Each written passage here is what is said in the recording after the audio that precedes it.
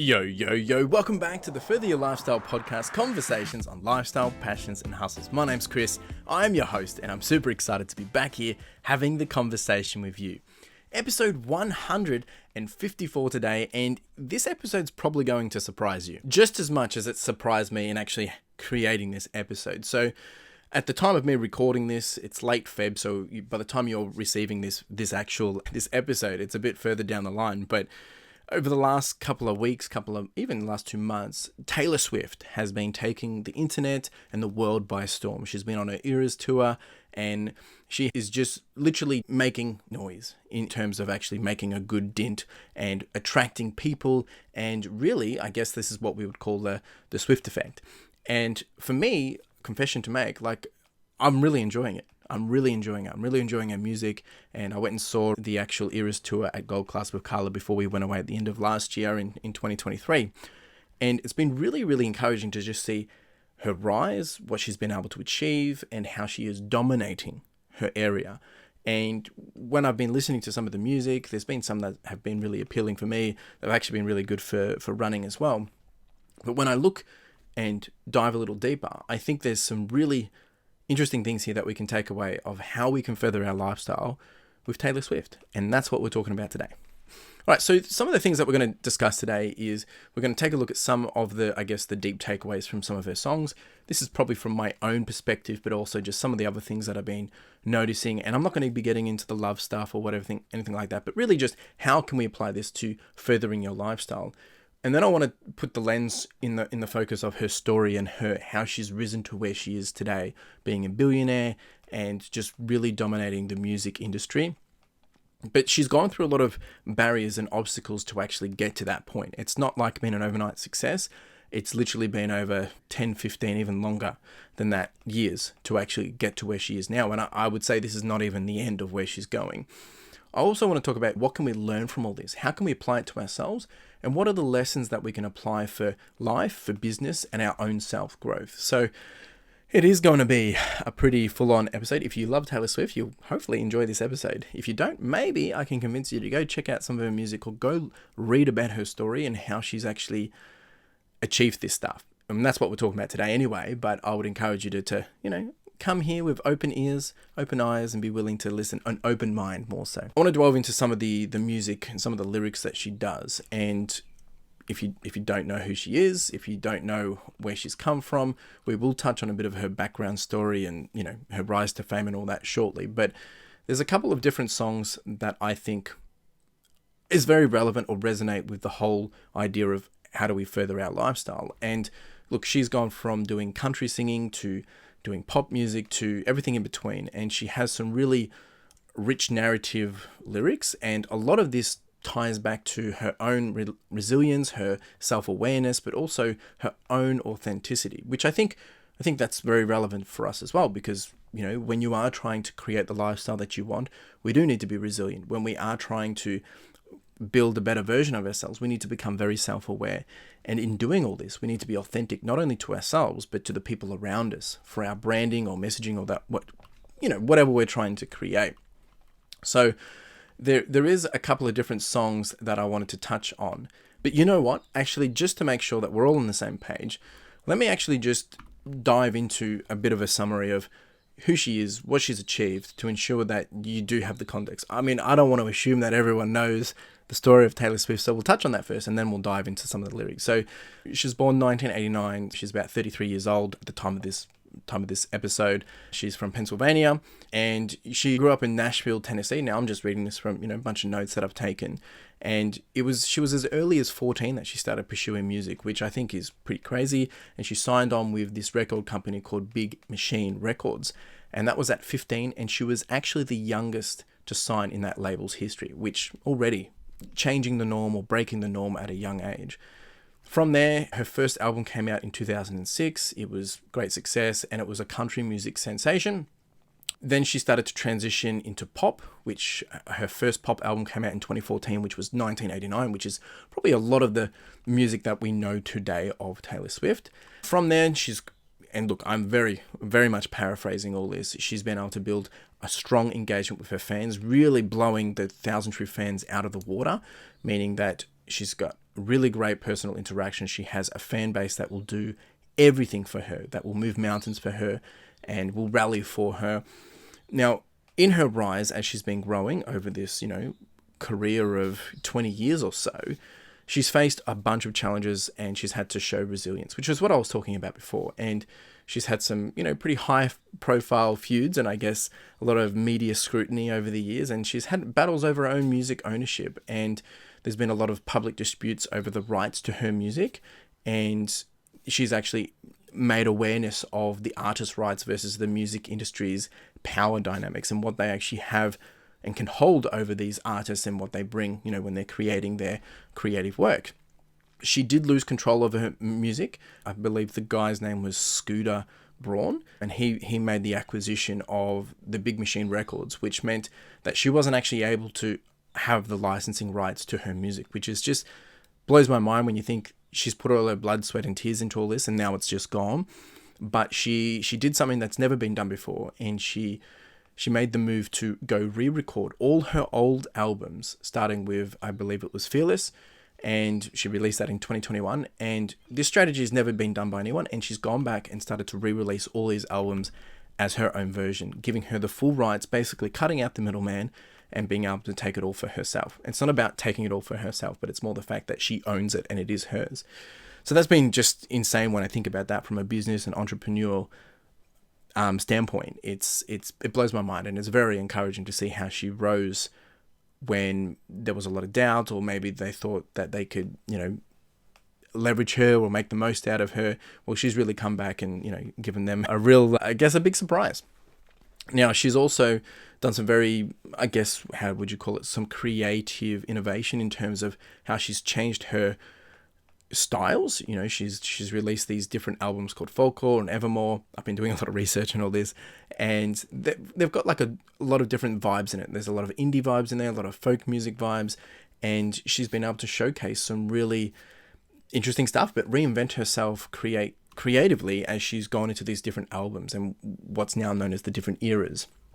Now, from this, she's obviously gone from just a little girl that, had a guitar, and now is one of the most influential artists of today's generation. And it just goes to show that when we do have perseverance, when we do adapt, and that when we are relentless to pursue our goals, we can further our lifestyles. And that's really the whole point of this, conversation and message today. But more so, she's also demonstrated that there's this importance that we do need to believe in ourselves, that we do need to embrace change and be willing to embrace that change. But we need to be authentic about it, and we need to express it when building a successful career. So that's a bit about her. Let's jump back to what I was talking about before. Let's dive into some of the music that she's been doing. And as I said, there's a lot of relevancy or parallels around the growth and her resilience. And I think there's a lot of insights from these songs that, come in line with as we pursue our business goals, as we embark on our own, I guess, journey for self-improvement. And the first one really that has really stuck out to me is a song called Marjorie, actually. And it's actually a song that is in memory of her grandmother, I believe. And look, I can't obviously play music here and things like that because of it will obviously I'll get copyright strike. But for me, the song is it's very sentimental, very emotional, and there's some lyrics in here that actually stuck out to me, which it's actually the start of the song, which is never be so kind, you forget to be clever. Never be so clever, you forget to be kind. And that in itself just reminds me that it speaks volumes to me, because I like to think I'm a very kind person, and I try to be very kind to everyone. I try to include everyone. But sometimes that has also gotten the better of me, because sometimes it means that I've been taken advantage of. But at the same time, she needs to make sure that you are being kind, but not so much that you're not being clever anymore.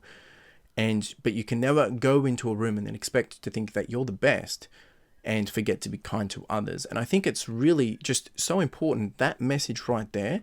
We need to go through and do life with kindness, but we need to have kind candor, and we also need to be self-aware and understand enough to know when we need to shut up as well. The whole song itself, and look, I'm not going to play them here, you can go dive into them for yourselves, but this is the one that spoke to me the most. It really does reflect on a legacy and lessons from loved ones. What can we learn from others? Now, in this case, it was her grandmother, I believe, And it might mean that maybe it's not your grandmother, maybe it's a mentor, maybe it's someone else. Who can you learn from? How can you incorporate the wisdom that they did, that they've achieved, and bring it into our own lives? And how do we then create something of our own legacy that we can persevere, that we can preserve, and then pass on to other people to inspire them and to encourage them and to motivate them to go out and be the best versions of themselves? So that's really what I've taken from that song. And then there's a few other ones. There's 3 other songs that I want to quickly touch on. Now, these ones have all been songs that have, resonated to me one way or another. Not necessarily going to get into the lyrics, but I'm just going to quickly go through them, and then we'll talk a bit more about her journey. So that one song is Champagne Problems, and it's an interesting song, and a lot of these songs do come from, love stories or just breakups and things like that, but there's a lot of lessons in them. And the narrative in this one is about empathy and understanding the complexities of relationships, but more so, it's talking about urging us to develop empathy and practice active listening. I can resonate with this one because back when I was working in consulting, you need to have empathy when you're working with so many dynamic different people, but you need to be willing to also practice this active listening skill, because if you don't, it's going to be very hard to communicate openly and honestly, which is a really key part of this song as well. How do we communicate openly and honestly? But at the same time, we need to do all this with the mindset around, we have to do it supporting our mental health and making sure that we're not stepping outside of our boundaries. Very deep song, very deep song. I mean, without getting into the detail of it, you might not really think about it. And Champagne Problems sounds like, gee, it must be tough if your problem is drinking champagne, but that's not what it's about. So that was a really encouraging one as well. The next one is the song called All Too Well. And this one talks about the highlights or the roller coasters of pain and loss and the healing process, and how do we show strength and how do we, rebuild. And I think this is important to all our lives, because the message I try to bring is, how do we further our lifestyles? That there is going to be times where we do need to spend the time to heal, and we need to acknowledge that things aren't right internally or going well with us personally. So how do we do that? And she talks about in the song about cherishing memories while focusing on creating new and positive experiences, which is so relevant to when creating the life that you want. But we also need to learn from our past relationships or past situations to guide us as we move forward into the future. Like this stuff, it's like, you can't make this up. Like this is, she's talking through her music of what she's experienced and how it's now working for her. So, when we talk about her story, which we'll do furthermore shortly, you'll start to see how this is all connected. And it actually blows my mind of just, she's actually quite smart when it comes to all this. The next song is You're on Your Own, Kid. And this one, if you break it down, it really comes down to around self-reliance. You're on your own, kid. It speaks for itself, and how we have our own personal growth journey. And it really just goes into talk about how do we cultivate that self-reliance, whether it's learning new skills or making independent decisions and being out on our own, but also being willing and enabling ourselves to embrace our journey and take on the challenges, take on the triumphs and the things that will be up and down. But at the same time, it also talks about we need to seek and offer support, and understanding that there is a value of community and having others that we can lean on and others that we can help. And I think it's just so relevant to, again, how do we further our lifestyle? So that's the main songs I wanted to touch on. There is another song called Out of the Woods, which is really good, and that in itself speaks, are we out of the woods? But that's a really good one for running, actually. I've actually been, quite blown away by her music. I'll be very interested to see what my Spotify results will be for the end of this year. So let's talk a bit more around Taylor Swift in itself and her rise. And look, I'll keep this short and sweet in the sense that I want you to guys don't just take it from me, go read about her, go watch her stuff, once you dive into that space, you'll realize that it really is a whole world. And I'm just continuously blown away by the fan currency. What I mean by that is how rich it is, how deep it is, and what she's been able to create, like an empire of sorts. So I think, her whole journey, her whole life's journey at this point in time, she's only 33, really underscores the whole significance of self-awareness, personal growth, and the relentless pursuit of happiness, which is what we all want. We all want to be happy. We all want to grow. We all want to be a better person. But we do lack the self-awareness when it comes to this. And I think when, after talking about her story, and I'll dive into a bit more of some of the points that we've taken away from it, we know that when we embrace self-reflection, we can understand the desires and areas of growth. When you do take the time to understand what it is that you want, and I did an episode, I think it was episode 150, why do you do something and who are you doing it for? You can really start to narrow down, is this what we want? Is it not what we want? And that's really important. And then when we've achieved that, we can then start to acknowledge, which is what she talks about as well in all her messaging, to acknowledge and celebrate your personal evolution. And her whole Eras tour, which, she's basically done the world tour of her different eras and albums, and how she's continued to evolve as an individual, her style of music, who she is, and the people around her. We need to do the same. What are your eras? What are you going through?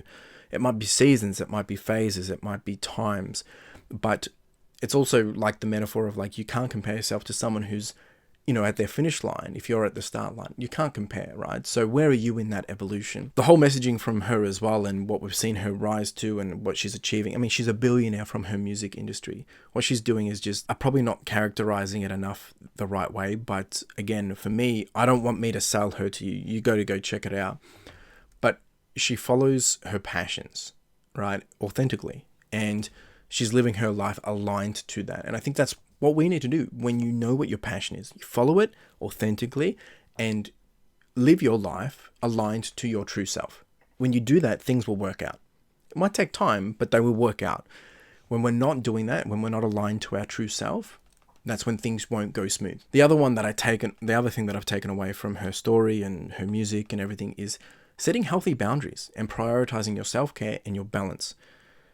It's so easier said than done. Like, it's easier now that I work for myself because I can literally control things, but I don't have to. Whereas when you work for someone else, you feel like there's a lot more control coming from someone else, and it's very hard to say no. But we need to have those boundaries. And this, I'm not just talking about work, I'm talking about life, everything, people, who we interact with, how we do things. Take the pressure off yourself. And the last one is cultivating meaningful relationships and communicating openly. I think this is super important. For me, being obviously someone that has a community around them, you guys, the podcast, the YouTube, everything that I do, there is a following of people, and trying to continue to let that flourish, support people, provide the empathy, make sure I'm trying to have full inclusion. It's a lot of work, but we need to do it, and we need to do it with meaning, and we need to do it openly. If you're going to have a face of, me putting myself out on YouTube or putting myself out on Instagram or building a following. But like anything, as you go through life, whether you have 500 people around you or 5 people or 1 person, it doesn't matter. You still need to have that meaningful that meaningful relationship and being able to communicate openly. So I guess if I roll it up in some sorts, right? Her career it's full of authenticity. Her rise and fall, or her fall from trying to rise because someone else took advantage of her. But then she's been able to come back and really take back control. And, she talks about a lot of her relationships. She talks about a lot of her love life and things like that, which, that's not really for me. But at the same time, there's a lot of enhancing lessons that we can learn from that for our lifestyles. And I guess really the big learnings that we can take from her, in short, from what I've just been talking about, is we also should be willing to share our unique experiences and perspectives to help foster those deeper connections, because that's what she's doing. And that's why I think she has that connection with her fan base, and she's able to bring other people over and realize, hey, she actually has this figured out. Also being able to make decisions based on your values and your intuition. If you know what you want, if you're true to yourself, if you have belief in yourself, you're able to make decisions a lot more clearer, with clarity. It makes so much sense. And then the other one is building that supportive community and show appreciation to those around you. So there's this thing I've referred to before, 1,000 true fans. If you have 1,000 true fans and you don't need anyone else. If you've got 1,000 people and you sell something and they buy it, you'll be set for life. That's really what we're talking about. She's done that. She's absolutely blown that out of the water. So if I was to then summarize her lessons, everything, and how do we apply it to life, how do we apply it to business, and how do we apply it to self-growth? The first one is we can apply her lessons in life to find joy in the small things. We should embrace emotional resilience, and we should grow through change. Change is constant, but if we embrace it, we can grow with it. While you're trying to grow with it, enjoy the small things. and embrace the challenges and that emotional roller coaster and be strong with it. When we apply the lessons in business, we can look at that. She has an amazing strategic approach of how she manages her brand, and she has a level of innovation which serves as a model for how we should probably be managing our modern businesses today. I remember watching the Eras tour in Gold Class with Carla, and yeah, she's doing all this stuff. I was just blown away with the detail, the level of just boom. Like when I say boom, like it blows you out of the water of what she's been able to achieve. The marketing team, how she's doing this, how she releases things in a timely manner, or she holds back information. But just her growth, I feel like she's just gone, whoo, and she's really just jumped up and slingshot.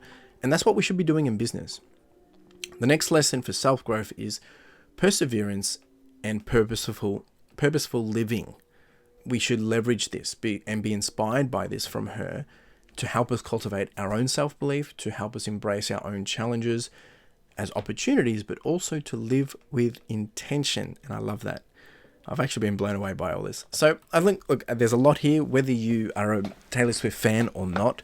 I think when we integrate the lessons from her life and her career, and she's really just getting started, whether it's her personal philosophies or even just her music and her life challenges and all those different things, it really does give us a map of how we can navigate life, how we can potentially make changes in business, and how we can have self-growth and have this level of purpose. And look, her narrative in all her music, it's not just about her success, right? It's about the universal themes or what everyone goes through, right? It's just relevant, or it's just her sharing her experience or her lens on that.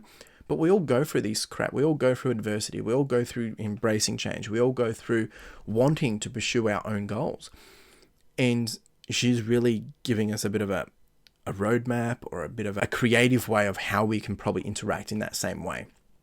So my encouragement to you is take what you can from this, go listen to some of her music, go watch some documentaries, go listen to some, interviews, and really understand who she is and what she's doing and who she's doing it for. And I would encourage you, see what you can take from this and apply it to your own life on how you can further your lifestyle inspired by Taylor Swift's journey and music. That's really the message here. I'm going to leave it there. If you've got any comments, questions about this one, chuck it down below. Let me know. Are you a Swiftie or are you totally against her? But I've been actually inspired and encouraged by what she's been able to achieve, her music, and how she takes the world by storm. It's incredible. Appreciate you all being here. You have a wonderful day. Cheers.